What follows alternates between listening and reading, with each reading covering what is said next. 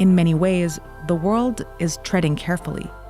Putin controls the world's largest arsenal of nuclear weapons and has already threatened anyone who might interfere. Кто бы ни пытался помешать нам, должны знать, что ответ России будет незамедлительным и приведет вас к таким последствиям, с которыми вы в своей истории еще никогда не сталкивались. Мною принято решение о проведении специальной военной операции.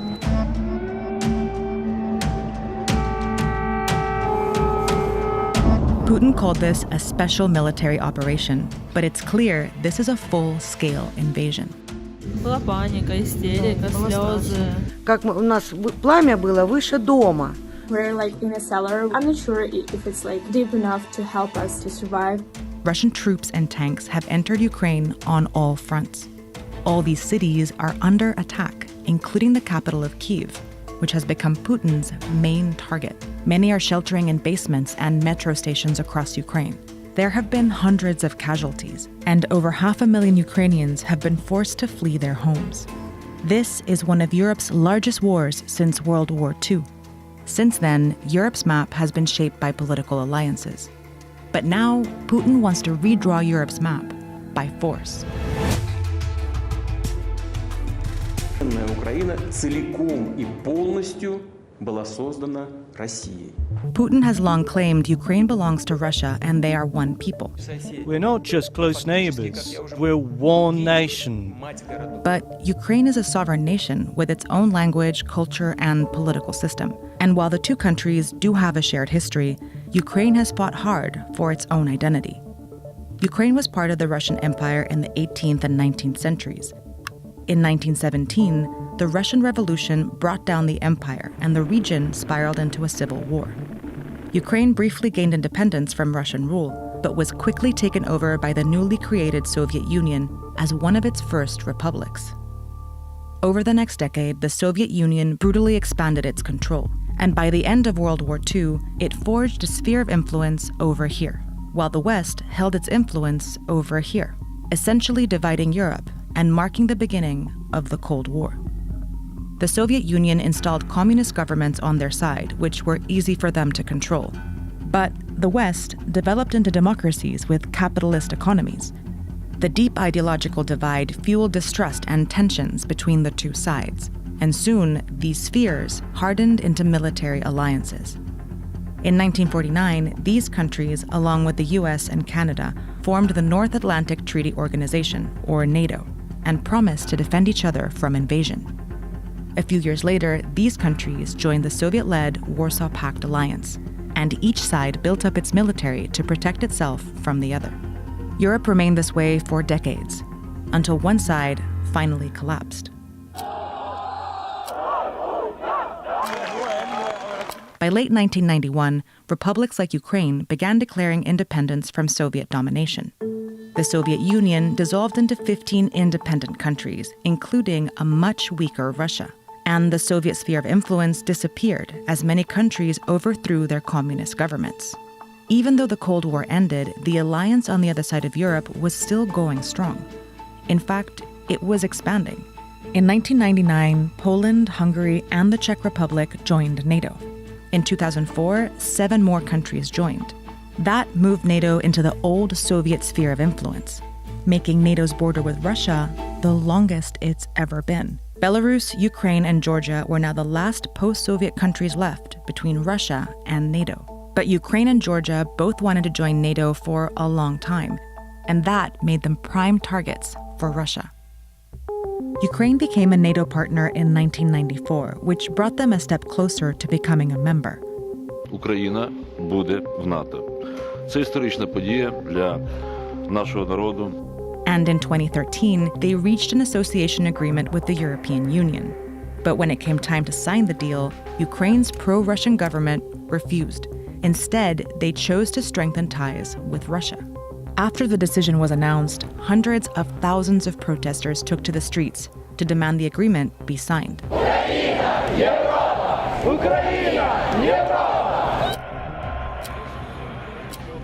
After months of peaceful protests, the Ukrainian president cracked down and killed more than 100 people, sparking more protests, which eventually drove the president out of office and the country. This meant Putin was losing political influence over Ukraine, so he decided to use force instead. First, he invaded and annexed Ukraine's Crimean Peninsula. Then, Russia-backed separatists captured the regions of Donetsk and Luhansk and declared them independent of Ukraine. Since then, Ukraine has been locked in a conflict with Russia that has killed 14,000 people and displaced nearly 2 million. For nearly 8 years, Putin has held on to these regions, destabilizing Ukraine and keeping it from moving closer to the West. But in November 2021, Putin decided to go all in. Satellite images showed at least 100,000 Russian troops and military equipment piling up along the border of Ukraine. Putin repeatedly denied any plans to invade, but weeks later, he presented his demands to the West. His main demand was that NATO stop expanding and move its military borders back to where they were in 1997, away from Russia's. Western leaders rejected his demands. Instead, they put forces on standby and reinforced their military presence in Eastern Europe. Back at Ukraine's border, Russian troops continued to gather. And over here, along its border with Belarus, Russia began conducting huge military drills. On February 21st, the threat of war became real. Считаю необходимым принять уже давно назревшее решение. Незамедлительно признать независимость и суверенитет Донецкой Народной Республики и Луганской Народной Республики. His troops immediately crossed the Ukrainian border into Russian-backed separatist regions under the pretense of peacekeeping. Ukraine announced a state of emergency, and President Zelensky made a direct appeal to the Russian people. Война лишит гарантий всех. Гарантий безопасности не будет больше ни у кого. Кто от этого пострадает больше всего? Люди. Кто этого не хочет больше всего?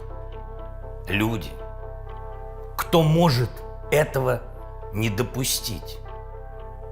Люди. Hours later, on February 24th, Putin launched a full-scale invasion in Ukraine. Специальной военной операции. World leaders have spoken out against Russia's invasion. We condemn this barbaric attack and the cynical arguments to justify it. This hideous and barbaric venture of Vladimir Putin must end in failure. Putin chose this war, and now he and his country will bear the consequences. Anti-war protests have broken out around the world, including in Russia, despite the risk of arrest. Neighboring nations have opened their borders as hundreds of thousands of Ukrainians attempt to flee. NATO's response force has been activated for the first time in history, and the US has sent additional troops to Eastern Europe. But in many ways, the world is treading carefully.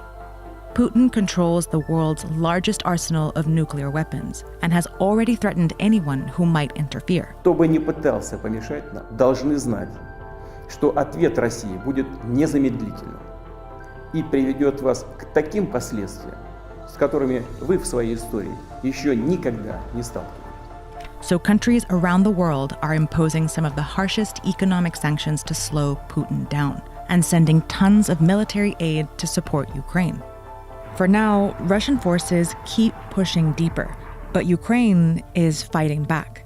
Захищаємо нашу незалежність, нашу державу. І так буде й далі.